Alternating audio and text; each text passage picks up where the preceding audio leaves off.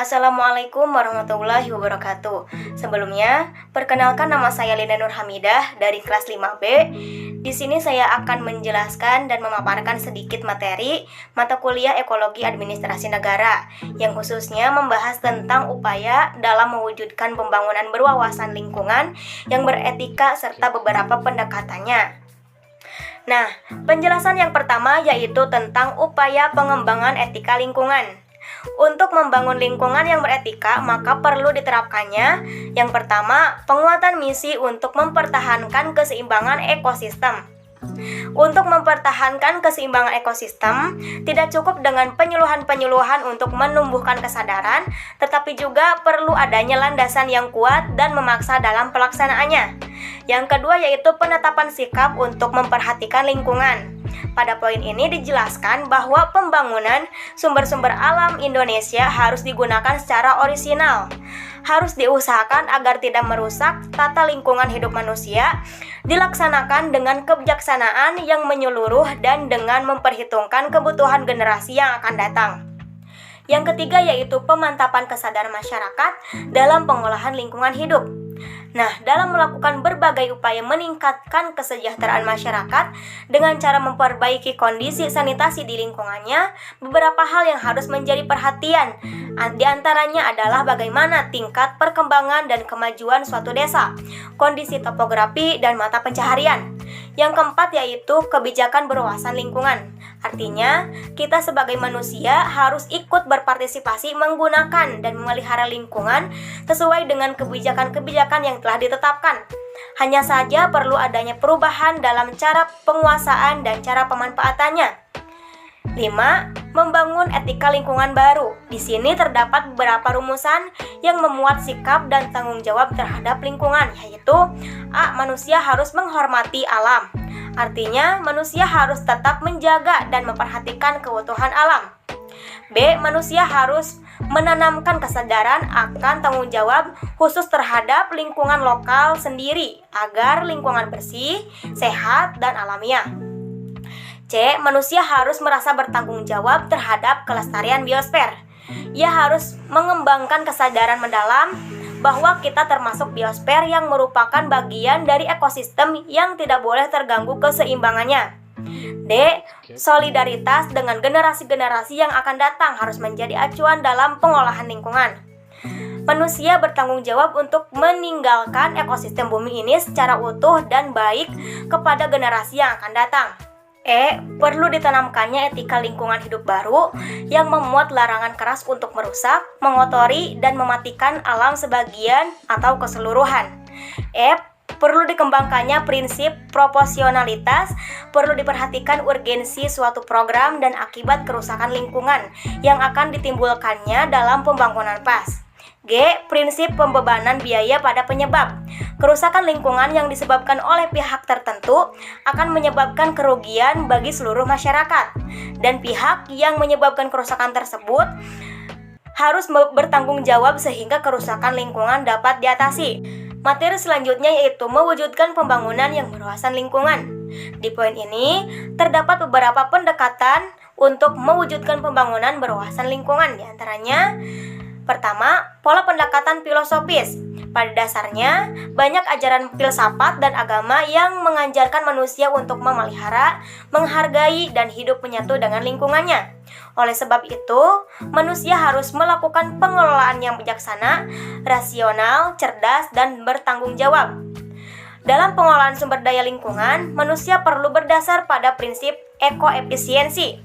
Apa sih yang dimaksud dengan prinsip ekoefisiensi? Prinsip ekoefisiensi artinya tidak merusak ekosistem, pengambilan secara efisien, dan memikirkan kelanjutan sumber daya yang ada dan keberlangsungan hidup manusia serta makhluk lainnya. Seiring dengan tujuan tersebut, untuk membantu manusia sebagai pelaku pembangunan yang berwawasan lingkungan, psikologi lingkungan merancang metode berikut yang diantaranya A. Membangun kesadaran, yaitu membantu individu dan kelompok sosial untuk memperoleh kesadaran dan kepekaan terhadap lingkungan dan berbagai masalah yang berkaitan. B. Transfer pengetahuan, yaitu membantu individu dan kelompok sosial memperoleh berbagai pengalaman tentang lingkungan dan pemahaman dasar mengenai masalah-masalah yang berhubungan. C. C. Pengembangan sikap, yaitu membantu individu dan kelompok sosial memperoleh nilai-nilai sosial, perasaan kuat, dan kepedulian terhadap lingkungan, serta mempunyai motivasi. D. Pemberian keterampilan, yaitu membantu individu dan kelompok sosial memperoleh keterampilan dan pemecahan masalah-masalah lingkungan. E. Partisipasi dan observasi, yaitu membantu individu dan kelompok sosial mengembangkan rasa tanggung jawab terhadap berbagai masalah lingkungan dan mencoba menerapkan tindakan yang tepat untuk membantu memecahkan masalah. F. Evaluasi dan refleksi, yaitu membantu individu dan kelompok sosial mengembangkan pola internalisasi diri atas seluruh aktivitas terhadap lingkungan dengan seluruh pembelajarannya, sehingga dengan sebuah spiritualitas hidup yang nantinya akan mendorong perilaku konstan manusia atas lingkungannya. Pendekatan yang kedua yaitu pola pendekatan ekologis. Dalam pendekatan ini terdapat dua sikap yang dapat mengakibatkan kerusakan pada lingkungan, sehingga dapat menyebabkan terhambatnya pembangunan yang berwawasan lingkungan. Kedua sikap tersebut diantaranya yaitu pertama, sikap teknokratis. Secara umum, teknokratis artinya keterampilan untuk menguasai sesuatu, pada intinya merampas dan membuang alam dan mengambil semua yang diperlukan dalam kehidupan manusia. Yang kedua yaitu sikap dikotomis. Sikap dikotomis berarti melihat dan menempatkan lingkungan terpisah dari kehidupan manusia. Sudut pandang kepentingan, sikap ini akan memunculkan perilaku tidak peduli terhadap lingkungan, bahwa lingkungan adalah tempat dan sumber daya. Sikap dikotomis dapat diketahui dari hubungan manusia dan lingkungan. Beberapa pokok persoalan manusia melihat lingkungan yaitu sebagai berikut. Pertama, cara manusia melihat lingkungan yang mempunyai dasar kepentingan. Kepentingan bisa negatif, bisa positif, bisa individu atau kelompok, kepentingan hidup secara keseluruhan. Dua, cara memanfaatkan lingkungan, artinya apakah lingkungan hanya dieksploitasi atau dipikirkan juga keserasian atau keseimbangan lingkungan manusia dan masyarakat sekitar. Yang ketiga yaitu cara mengelola lingkungan. Pengelolaan lingkungan ini mencakup aspek sosial, ekonomi, teknik budaya, dan politik.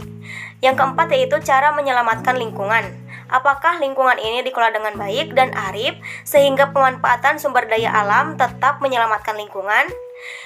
Pola pendekatan yang ketiga yaitu pola pendekatan psikologis. Dalam pendekatan ini terdapat dua bagian yaitu pertama, psikologis lingkungan yang mendasari perilaku subjek pembangunan yang berwawasan lingkungan. Psikologis lingkungan adalah suatu disiplin yang memperhatikan dan mempelajari hubungan antar pelaku manusia dan lingkungannya. Psikologis lingkungan menekankan studi dari transaksi di antara individu dengan setting fisiknya. Dalam transaksi tersebut, individu mengubah lingkungan dan sebaliknya. Perilaku dan pengalaman individu diubah oleh lingkungannya.